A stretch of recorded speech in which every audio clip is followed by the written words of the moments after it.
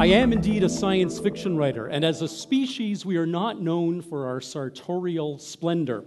But I am today wearing a tie, which is very unusual for me. And the reason I'm wearing a tie is so that I can wear this tie clasp. The tie clasp has on it a trilobite. A trilobite. Who knows what a trilobite is? It's an arthropod that first appeared about 500 million years ago, 500 million years ago. The first complex animal to have eyes, to be able to see. Richard Fortey, a British paleontologist, wrote a wonderful history of trilobites entitled Trilobite, Eyewitness to Evolution. And it's this notion, to lead into my topic, of being an eyewitness that I want to dwell on for a little bit here. Because the trilobite saw the first couple of 100 million years of evolution on Earth, and they're gone. Trilobites are extinct. We no longer have access. There's no living memory of what happened that long ago. Just this past week, the last surviving World War I veteran passed away, a woman named Florence Green, passed away at the ripe old age, a wonderful age of 110. There is nobody left alive on planet Earth who can attest to what it was like to be a veteran in the war to end all wars, to be a veteran of the Great War, to be a veteran of the war that was supposed to stop us from doing that foolish thing ever again. We're going to lose other significant people as time goes by. It won't be that long until we'll have to say the Kaddish for the last survivor of the Nazi Holocaust. That will pass out of living memory. The worst thing humanity has ever done will pass out of living memory. This December of 2012 will be the 40th anniversary of what I, as a science fiction writer, and perhaps a biased view, think of as the best thing humanity, the end of the best thing humanity had ever done. Just in December of 1972, the last man walked on the moon. 40 years ago. So these guys, the astronauts, are getting on in years. At some point, we're no longer going to have anybody who can gainsay the moon hoaxers, who'll be able to say, no, I was there, I did it, I walked on the moon, I stood in 1/6 gravity, I looked up through a sky that had no air in it and saw our planet as a fragile ball. When we talk about memory over a long term, what we're really talking about is wisdom. What we're really talking about is the ability to have perspective, to see things in a way that you can't when you only have short little snapshots of them.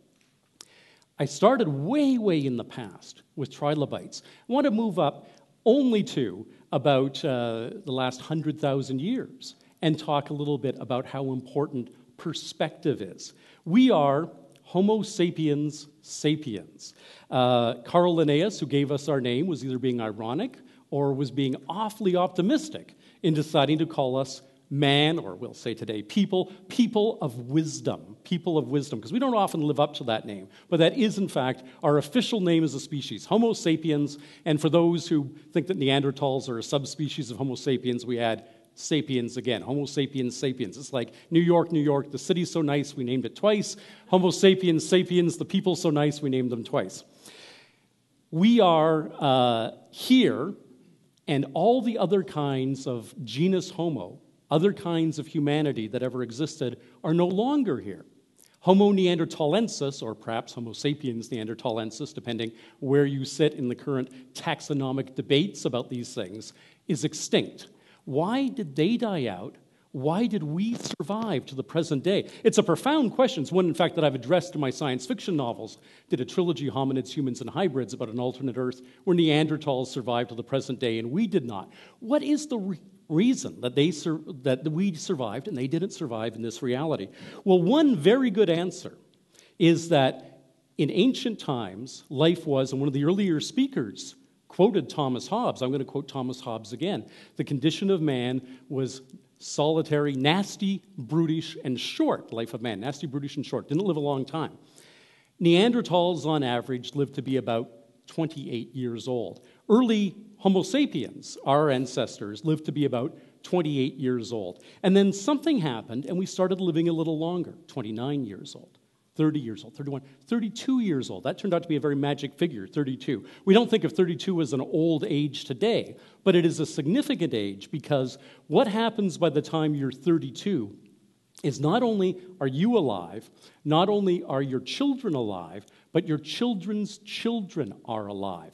We invented the notion of grandparents. The Neanderthals probably were capable of speech, probably did not have a word for that relationship. It would be so vanishingly unusual for there to be a grandchild in a Neanderthal community, they wouldn't have a name for it. We had the ability to look back farther in time than they had. And we were able to see when you're a hunter-gatherer, and everybody was a hunter-gatherer until 11,500 years ago, which is when we invented agriculture. Prior to that, it didn't matter if you're Neanderthal or our kind of Homo sapiens, you were a hunter-gatherer. Everybody was a hunter-gatherer, and the number one most valuable thing you can have as a hunter-gatherer is long-term memory. The more you can remember about migration patterns of big animals, the more you can remember about how plants respond to the alternation of a dry season with a wet season, where they're going to be likely to be found flourishing and where going after them is not going to literally bear fruit, is the key to success as a hunter-gatherer. The more seasons you remember, the better you're going to be at doing it. Longevity, a little bit of additional longevity, is probably a key ingredient for why we are here and our brow-ridged, brainier cousins who had bigger brains than we had are no longer here. They didn't have the long-term wisdom. They were not witnesses to a long-term history of things.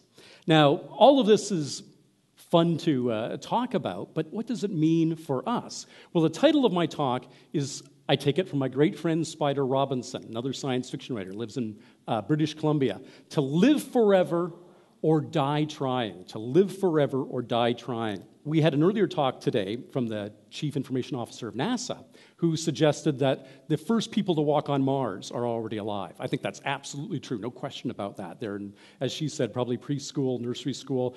If Newt Gingrich has his way, they're already PhDs out of MIT. But they're alive and with us. Also with us, I think, are the first people who are going to get more than the natural human lifespan. The natural human lifespan, the longest the human organism can endure under ideal circumstances in the developed world with first-class healthcare and first-class nutrition, is 110 years, as Mrs.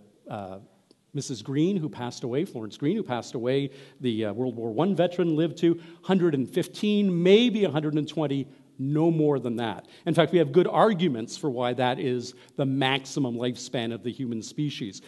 We have chromosomes. Chromosomes reproduce. As they reproduce, they get shorter each time they reproduce. Little bits of junk get whittled away at the ends of the strands of DNA. By junk, I mean useless DNA. And at some point, those useless little end caps disappear, and you start eating into the valuable DNA, and the cell has what they call programmed cell death. It's not going to survive. So we have this necessity, almost, of passing away in terms of our natural condition. But we are not natural people anymore. We are tool-using animals. We are children of science and technology. We have the capability of extending our lifespan. We know the laundry list. One of those things that I mentioned is the shortening of our telomeres. There are 7 or 8 significant things that go wrong and cause aging. Some are mechanical, the joints wear out. Some are biochemical, free radicals build up in your cells. Some are related to the interconnections in your neurons in your brain. We know what they are. Once you define a problem, it's only a question of time before you solve the problem. And the rate of technological advancement is expanding at an ever-increasing rate. What we did in the last 10 years is not a good judge for what we'll do in the next 10 years. We'll do much more in the next 10, and in the 10 after that, much more than we did in the decade to come.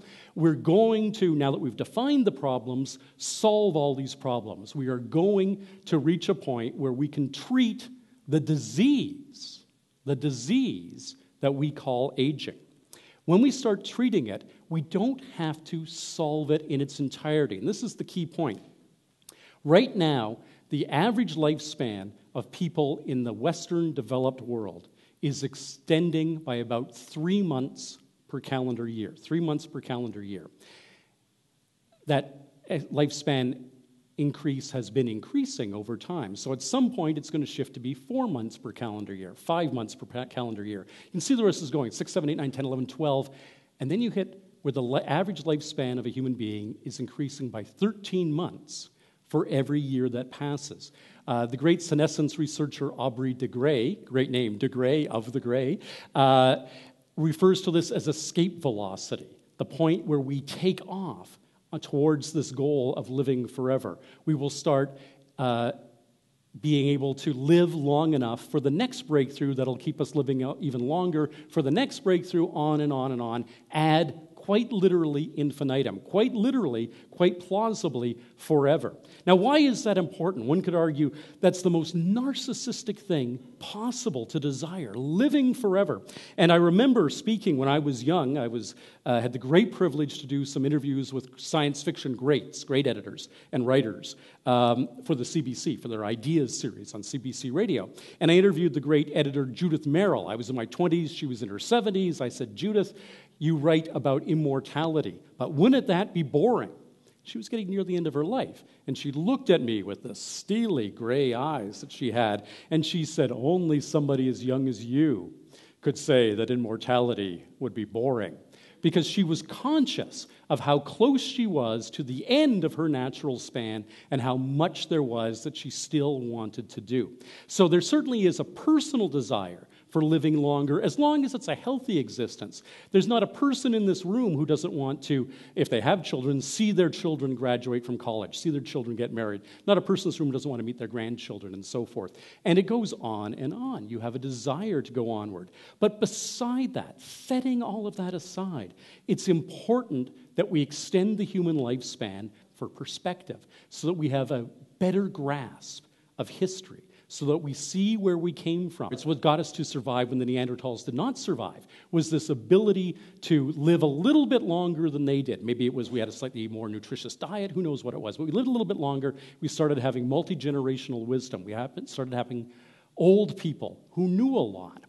And our problems today, so often, are our failure of memory, our failure to remember. Now, Nobody remembers what it's like to have been a veteran in World War I. It's gone. Certainly nobody remembers what it was like to be in the American Civil War. That's gone.